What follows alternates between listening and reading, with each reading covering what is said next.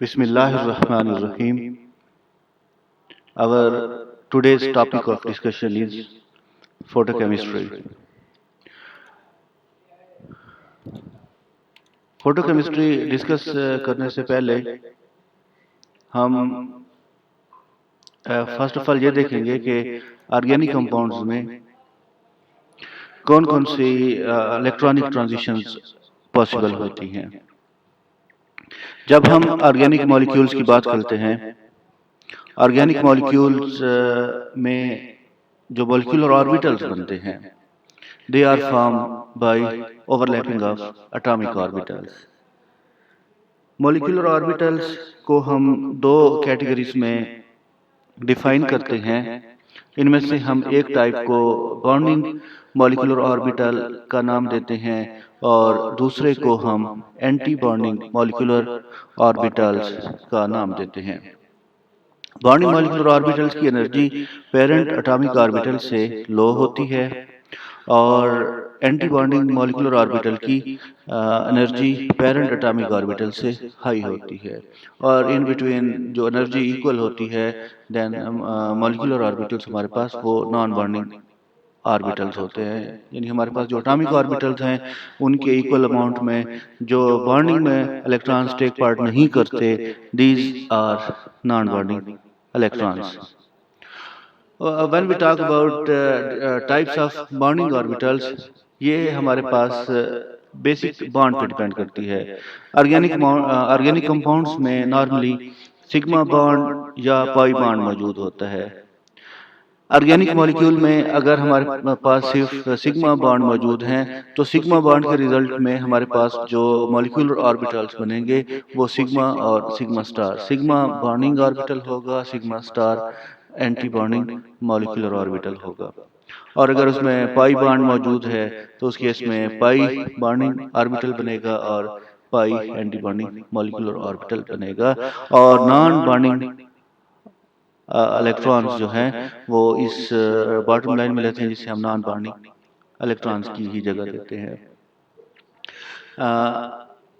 When we talk about valence electrons, जब हम valence electrons की बात करते हैं तो वैलेंस इलेक्ट्रॉन्स हमेशा मॉलिक्यूल्स के बॉन्डिंग ऑर्बिटल्स में और नॉन बॉन्डिंग ऑर्बिटल्स में मौजूद होते हैं।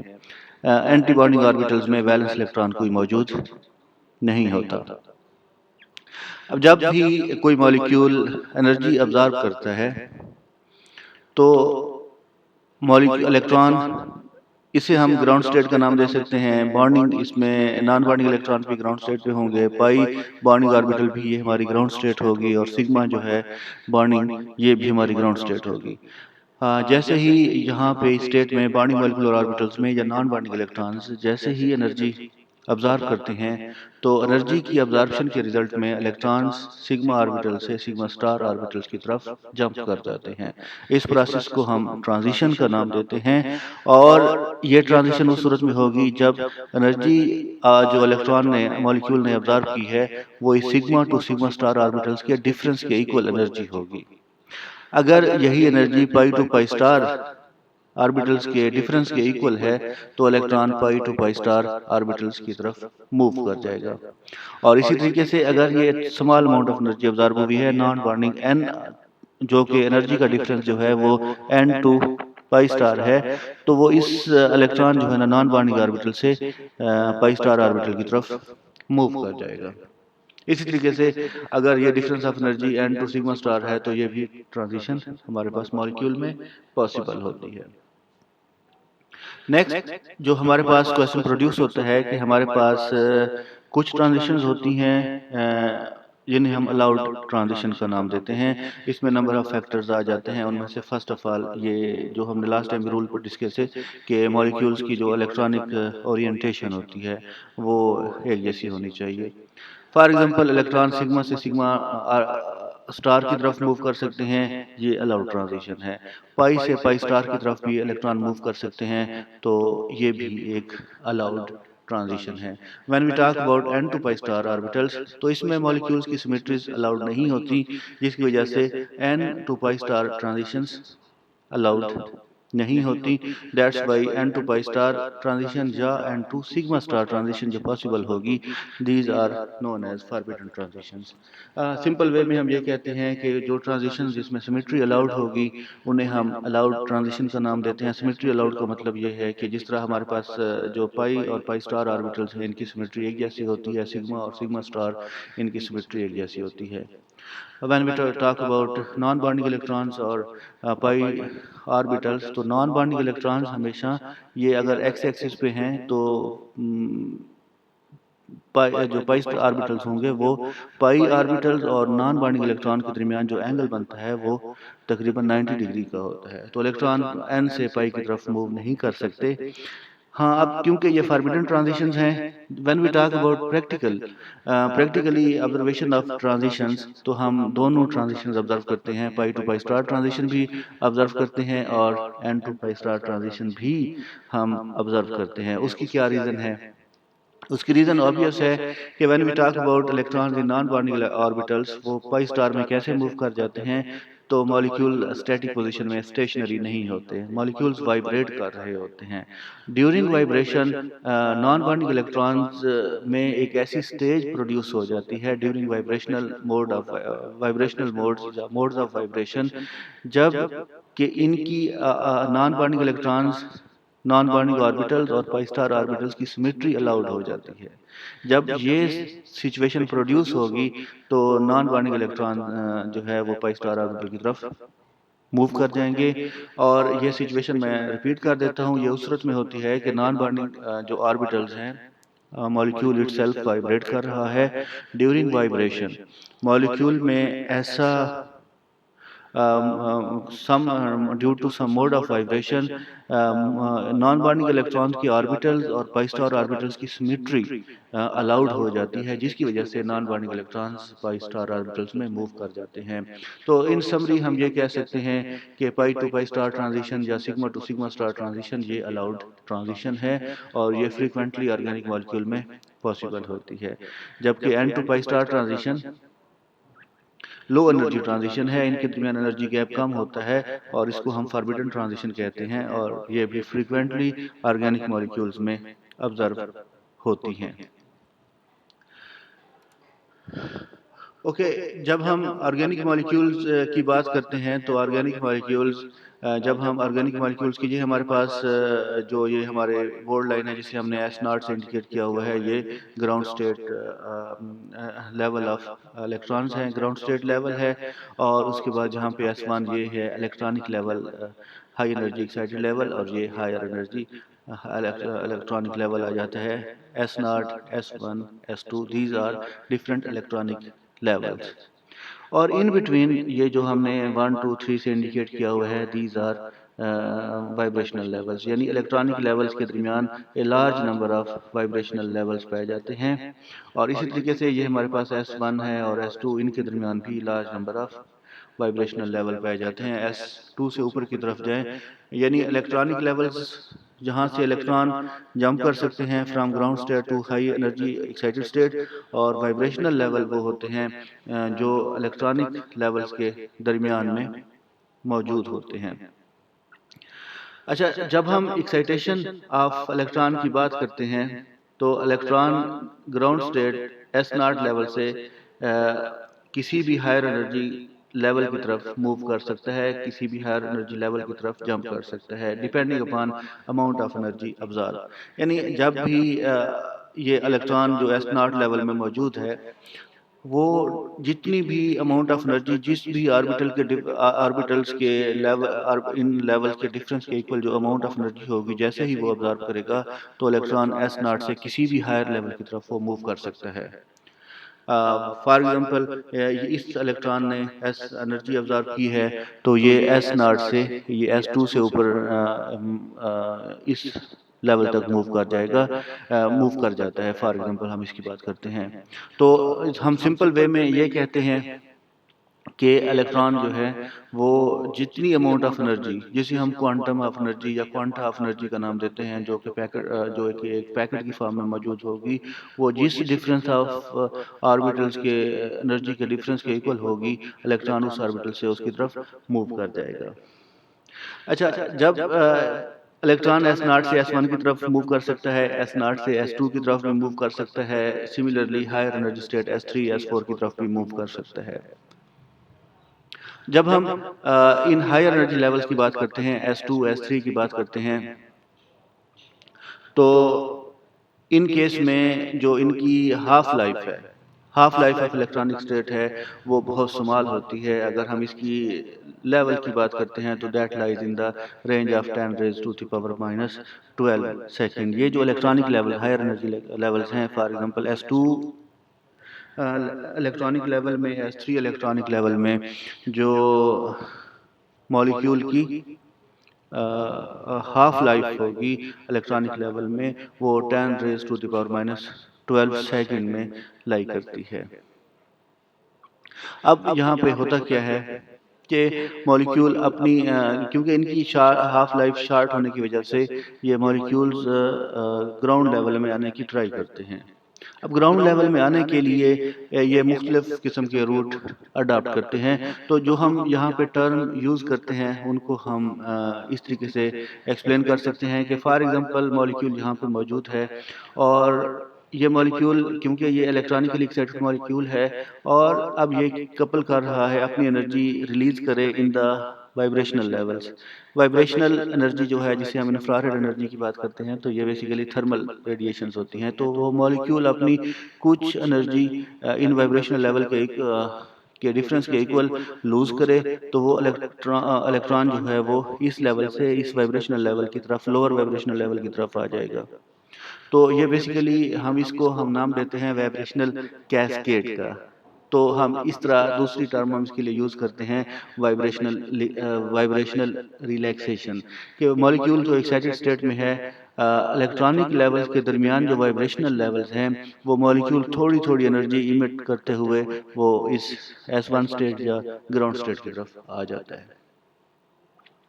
तो अब यहाँ से हम ये कह सकते हैं कि मॉलिक्यूल वाइब्रेशनल लेवल में एनर्जी इमिट करते हुए वो ग्राउंड स्टेट में आने की कोशिश करता है, तो हम इसे वाइब्रेशनल रिलैक्सेशन का नाम भी देते हैं। और ये ऐसे होती है कि ये जो एनर्जी है, ये इसमें जो इलेक्ट्रॉनिक लेवल हैं वो वाइब्रेशनल लेवल के साथ ओवरलैप करते हैं, और एनर्जी जो है वो रिलीज होती है in the form of heat, और इसे हम वाइब्रेशनल कैस्केड या वाइब्रेशनल रिलैक्सेशन का नाम देते हैं। यहाँ पे हम एक और टर्म इंट्रोड्यूस करते हैं कि जिसे हम इंटरनल कन्वर्जेंस कहते हैं। इंटरनल कन्वर्जन जहाँ से हमने डॉटेड लाइन से शो किया हुआ है कि फॉर एग्जांपल जहाँ पे जो इलेक्ट्रॉन है वो इलेक्ट्रॉन S3 लेवल में मौजूद है, या जिसे हम यहाँ पे सिंपल वे कह सकते हैं कि ये S2 लेवल में इलेक्ट्रॉन मौजूद है, और ये S2 लेवल की विसिनिटी और इसके vibrational level S1 V1 V2 V3 हम इसे कह सकते हैं, और ये S1 के vibrational level V1 V2 V3 हम इस तरीके से इनको कह सकते हैं। अब जैसे ही इलेक्ट्रॉन जो है वो वाइब्रेशनल रिलैक्सेशन करते हुए S2 लेवल से S1 की विसिनिटी में एंटर होगा, तो इस तरह के प्रोसेस को हम इंटरनल कन्वर्जेंस का नाम देते हैं। यानी सिंपल वे में हायर एनर्जी लेवल से लोअर एनर्जी लेवल की तरफ जब इलेक्ट्रॉन शिफ्ट होगा, तो उसे हम इंटरनल कन्वर्जेंस का नाम देते हैं।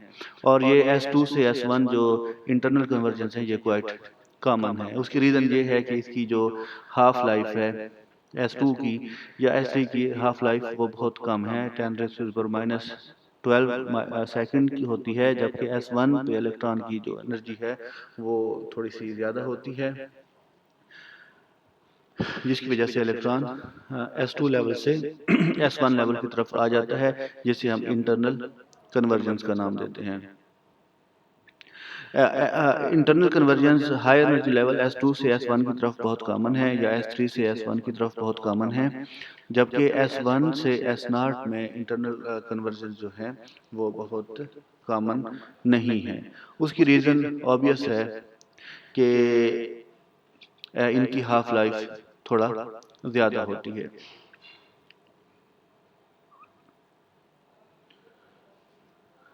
उसकी एक रीज़न हम ये भी कह सकते हैं कि एस नॉट से एस वन के दरमियान एनर्जी गैप ज़्यादा होता है। एनर्जी गैप ज़्यादा होने की वजह से एस वन से एस नॉट की तरफ ये वाइब्रेशनल रिलैक्सेशन करते हुए मॉलिक्यूल्स के ग्राउंड स्टेट पे आने की चांसेस बहुत कम होते हैं।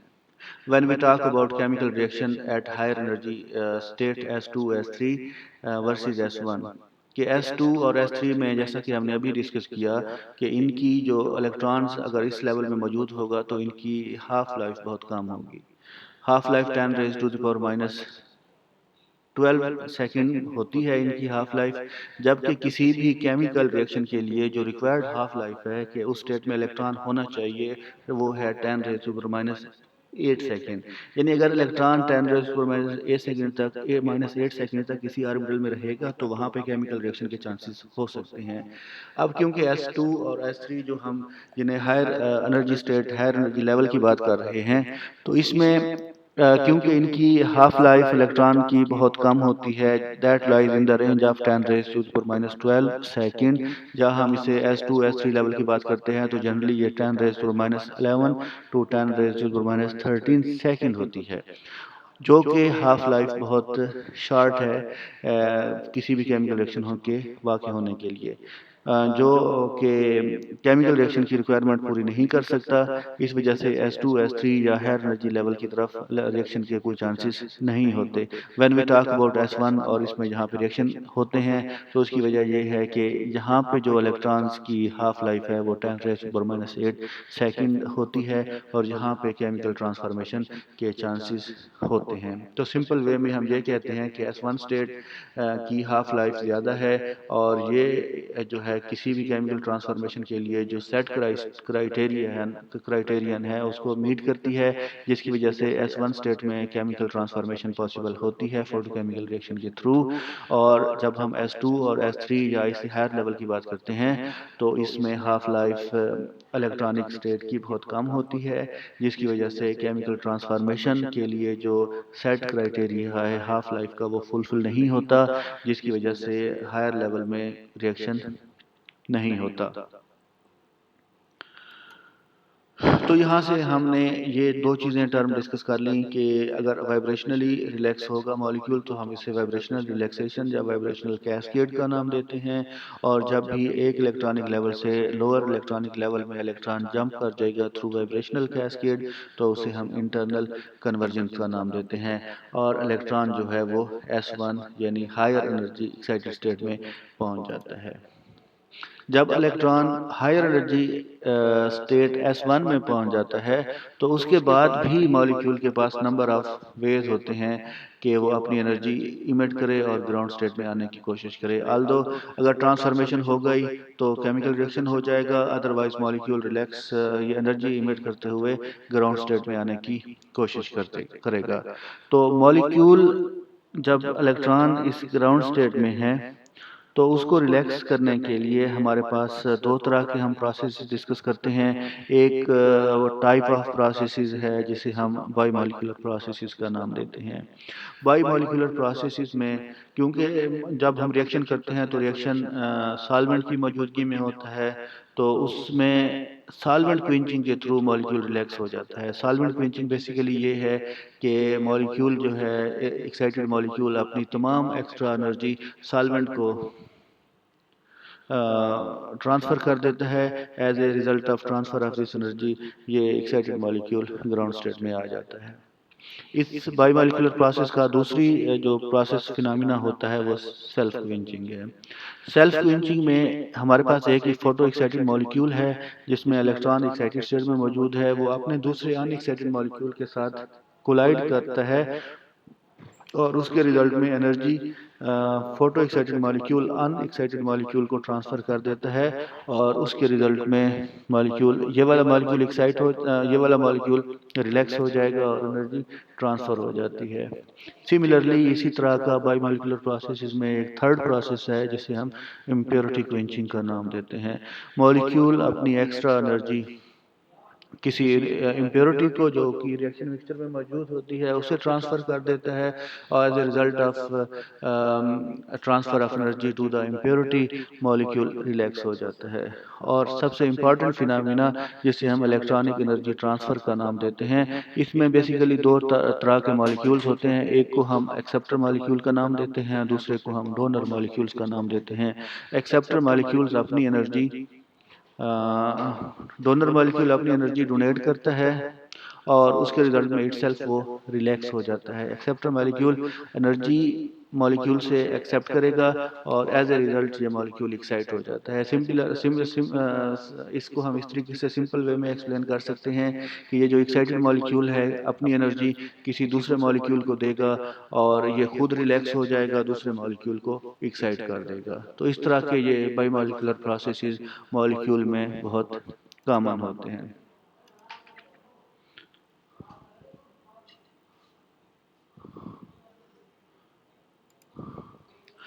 इसके बाद कुछ यूनिमॉलिक्यूलर प्रोसेसेस हैं जिसमें से मॉलिक्यूल जो है एनर्जी डिसिपेट करता है और उसके रिजल्ट में मॉलिक्यूल इटसेल्फ रिलैक्स हो जाता है। इनमें से एक प्रोसेस जो है जिसे हम इंटरनल कैस्केड का नाम देते हैं। इंटरनल कैस्केड बेसिकली वही फिनोमेना है जो हमने डिस्कस किया कि इसमें S1 स्टेट और S0 के दरमियान भी वाइब्रेशनल लेवल मौजूद हैं।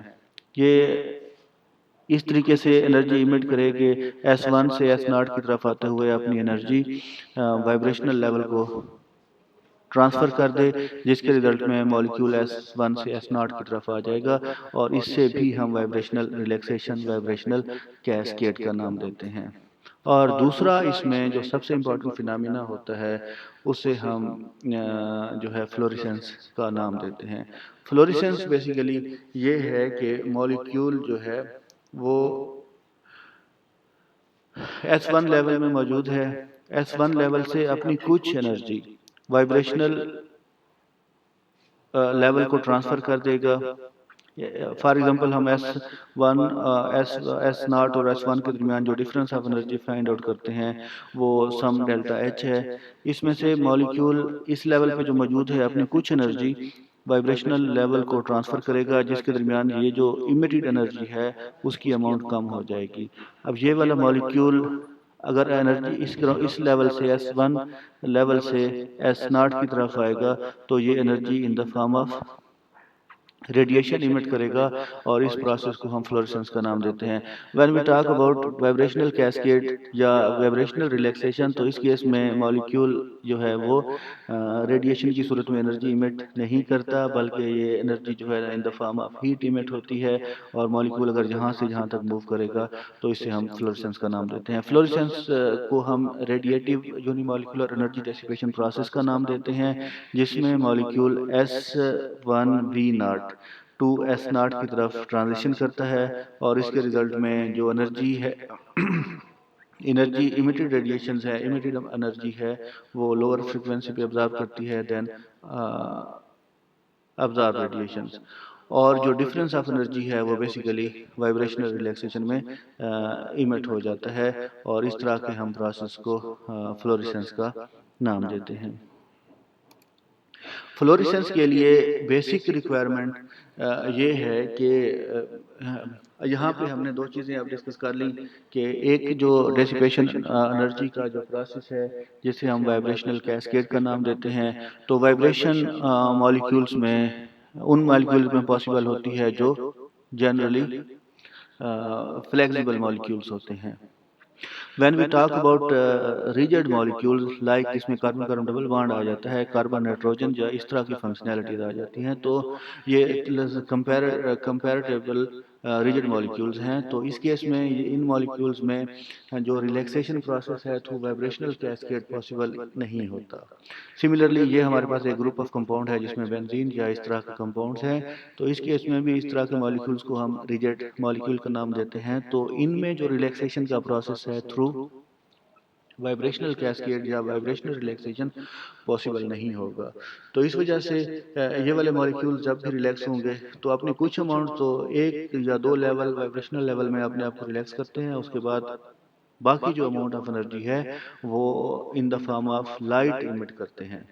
और इस तरह के प्रोसेस को हम रेडिएटिव प्रोसेस का नाम देते हैं। और when we talk about these kind of functionalities, जो रिजेक्ट होती हैं, जो मॉलिक्यूल्स को इस काबिल बनाती हैं कि वो फ्लोरिश कर सके, फ्लोरेसेंस शो कर सके, तो इसको हम फ्लोरोफोर का नाम देते हैं। तो ये बेसिकली कुछ एग्जांपल्स हैं फ्लोरोफोर्स की। ऑर्गेनिक मॉलिक्यूल्स में जब भी इस तरह की फंक्शनैलिटीज मौजूद होंगी तो मॉलिक्यूल्स में फ्लोरेसेंस का फिनोमेना कॉमन होगा। That's all.